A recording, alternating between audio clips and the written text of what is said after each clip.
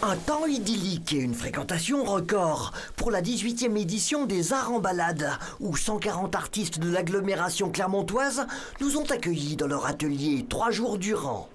Objectif, faire connaître au plus large public la création contemporaine régionale. De quelle intelligente manière? En lui offrant un plan guide, sésame véritable de l'intimité artistique de la capitale auvergnate, par ses ruelles et ses cours secrètes les plus charmantes. On vient de découvrir des caves rue Prévost ou des endroits assez marrants. Et puis effectivement, c'est se donner des idées, découvrir des arts, des techniques nouvelles avec des artistes nouveaux. Puisque les artistes, sinon, on ne sait pas où ils sont. Et donc là, on peut rentrer au cœur de leurs ateliers. Et puis on parle avec eux, on découvre leur peinture. Enfin, c'est très agréable, oui. On est clermontois, on fait un petit peu les arts en balade toutes les années avec les enfants. Et on essaye de découvrir, oui, des petites choses qu'on ne connaît pas.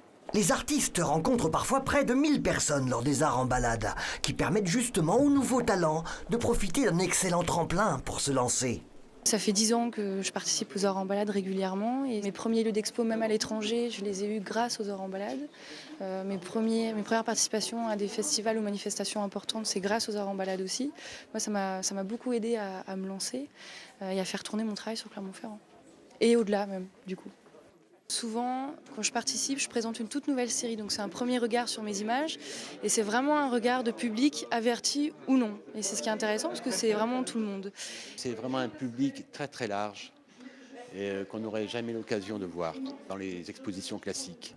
Qui s'intéresse, il y a une familiarité qui s'établit entre nous. Enfin, il y a quelque chose un échange réel, quoi. Les gens ont souvent besoin d'une clé.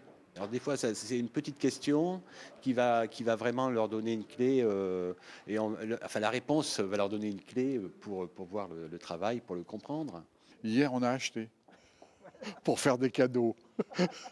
On peut malheureusement pas tout acheter. J'aurais bien acheté tout à l'heure un beau dessin, mais peut-être que demain, je vais me décider. Ainsi fait-on son marché lors des Arts en Balade pour se nourrir sainement l'esprit.